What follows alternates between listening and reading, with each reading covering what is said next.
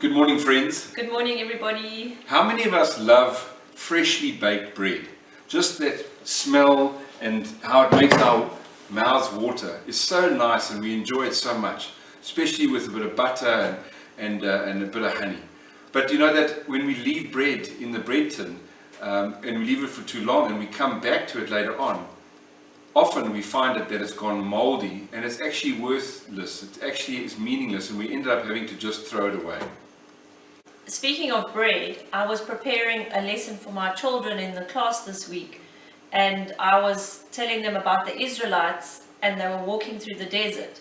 They had just crossed through the Red Sea by an absolute miracle, where God had parted the Red Sea and all the Egyptians died behind them, but they miraculously made their way across. And only 45 days later, that's less than the time we've been in lockdown, they started grumbling, and they had almost forgotten the incredible God that they served and how he had done this amazing miracle for them.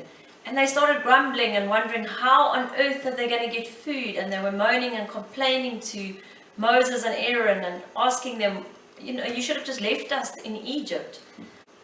And and then God, in his patience, decided to hear and answer the prayers of the Israelites, answer the cries of the Israelites, and he spoke to them through Moses. And in Exodus chapter 16, verses 4, it says, "And then the Lord said to Moses, Behold, I am about to rain bread from heaven for you, and the people shall go out and gather a day's portion every day, that I may test them, whether they will walk in my law or not."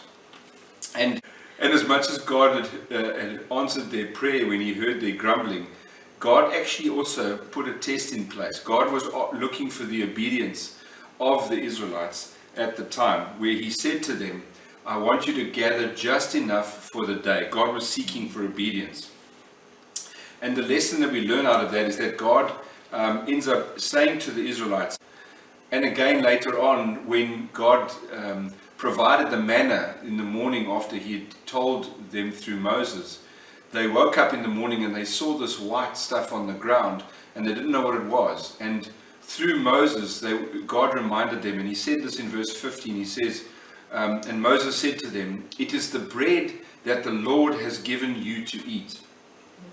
And that is something to be reminded of, is that God is the one who provided that bread. But this was the test of obedience for them. God didn't want them to collect more than what he wanted them to do, more than a day's provision.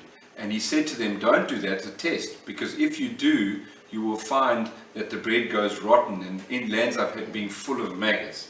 And in that, there are probably three things that are easy lessons that we can learn from that. Firstly, let us rely on God daily for our provision in all manners of life. Let us rely on God. Secondly, let's not do it our way.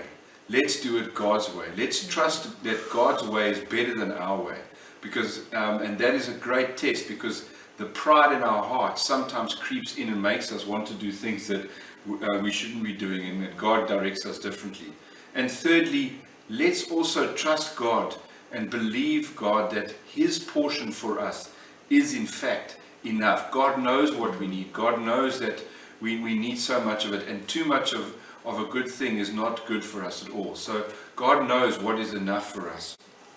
And the amazing parallels that we find in the Bible is, although that in the Old Testament the story of the manna and the bread being provided was a physical requirement, in the New Testament Jesus comes in and he demonstrates the new covenant, where he speaks about that he is our spiritual bread. That Jesus says in John chapter 6 verse 35, Jesus says, "I am the bread of life.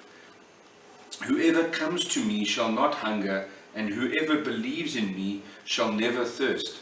Further, 3 verses up from that, we see how Jesus said, "Truly, truly, I say to you, it was not Moses who gave you bread from heaven, but my Father gives you the true bread from heaven." And we see through this is that Jesus is our true bread. And we need to be just reliant on Jesus and know that Jesus is the one that we need on a daily basis. And we shouldn't find ourselves wanting to run away after having spent a time of God, drifting away from God, and all of a sudden we end up drifting away from God, almost becoming cold in our walk with Him, because we're not relying on God on a daily basis. But we think that one encounter I've had, or that few encounters I've had, is enough to sustain me for a long time. God doesn't want us to be like that. God reminds us, both in the Old Testament and in the New Testament, that Jesus is in fact enough for us, and Jesus is our provision and our bread of life, really. And even in the New Testament again, obviously, Jesus teaches us how to pray, and He says that we should ask for our daily bread. Give us this day our daily bread. So we really need to be trusting God every day for this day. Let's trust Him that He is enough, and we need God. We need to depend on God. We can't do it our way. Yeah. And so, friends, as we head on into the day, my prayer is for us all is that we would learn to be reliant on Him to be the one who sustains us. Not relying on our own plans, but trusting that God's provision for us and God's bread for us, Jesus Christ Himself, is sufficient for what we need to live the life that we live. Friends, be blessed, and I trust that this word has encouraged you today. Goodbye. Have a good day and enjoy your bread.